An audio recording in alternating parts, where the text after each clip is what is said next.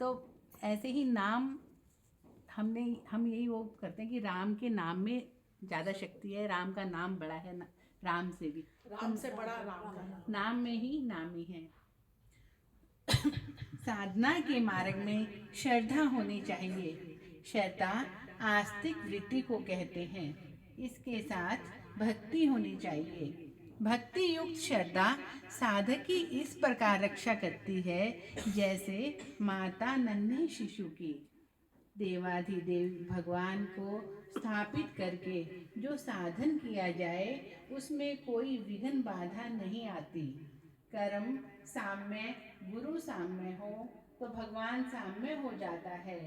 ध्यान में बैठने से पूर्व भगवान को नमस्कार करना चाहिए, यह अति आवश्यक है।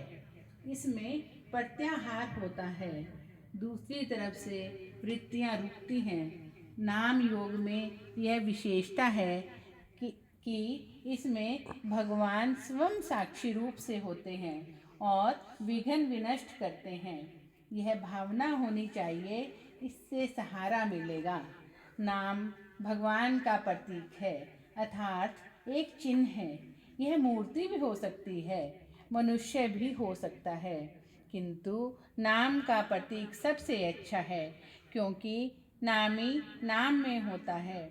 वाच्य वाचक एक होते हैं। साधक को समझना चाहिए कि वह वाचक में वाच्य का आराधन कर रहा है, नाम में नामी का आराधन कर रहा है।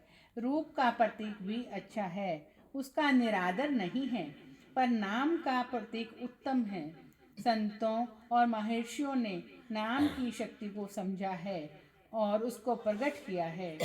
ठीक उसी तरह जिस तरह वैज्ञानिकों ने परमाणु की शक्ति को समझा है। दूसरों को तो वह केवल नाम और एक तुच्छ परमाणु ही लगते हैं। केवल साधारण ढंग से नाम जपने वाले भी बहुत ऊंचे हो जाते हैं, पर जो विधि पूर्वक नाम लें उनकी तो बात ही कुछ और है। जो नाम का विरोधी हो, जिसको नाम में नामी होने में भ्रम हो, उसका संग कुसंग है।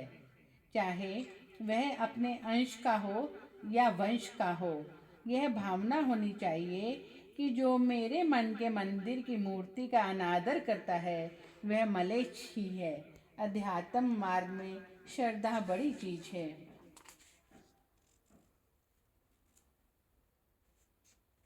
नाम में ही नामी है।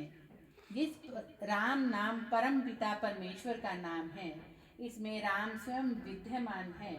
जिस प्रकार नाम पुकारे जाने पर कोई व्यक्ति चला आता है, ठीक उसी प्रकार नाम के प्रभाव से परमेश्वर का आना अवश्यम भावी है।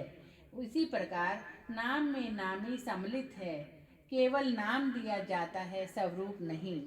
यदि कोई व्यक्ति कहे कि राम राम कहने से क्या होता है, तो हम उसे अज्ञानी समझेंगे। यद्यपि हम उसके सम्मुख यह बात ना कहें। गुरु मार्ग बताने तथा मार्गदर्शन करने के लिए होता है। उसका कार्य बीज को बोना है। साधक का यह कर्तव्य है कि वह नियमों के अनुसार चले। जिस प्रकार बीज कैसे भी रख दिया जाए यह उगता है, तथा जिस प्रकार बीज में वृक्ष, शाख, पत्ते तथा फल सहित सारे का सार समाया होता है, इसी प्रकार नाम में उस भगवान के समूचे स्वरूप समाये हुए हैं।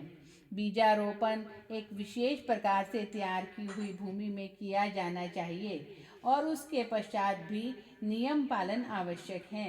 यदि ठीक प्रकार से देखभाल की जाए तो पौधा एक वृक्ष बन जाएगा, अन्यथा नष्ट हो सकता है। सुदृढ़ निश्चय के साथ सतत प्रयत्न करते रहने में से सफलता प्राप्त होती है। राम नाम केवल श्रद्धा द्वारा प्राप्त किया जा सकता है।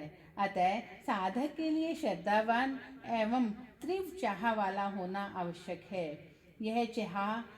यह चाह बहुत प्रबल होनी चाहिए। रेडियो में भिन्न स्टेशनों के अपने अपने बिंदु होते हैं तथा किसी एक स्टेशन को सुनने के लिए उसका बिंदु नियत होता है। सफलता प्रबलतम की होती है। कुसंग श्रद्धा के मार्ग में एकमात्र बाधक है। मोटे शब्दों में कुसंग का अर्थ है बुरी संगति। दृढ़ इच्छा द्वारा इससे बचा जा सकता है। कमजोर इच्छा का कोई महत्व नहीं।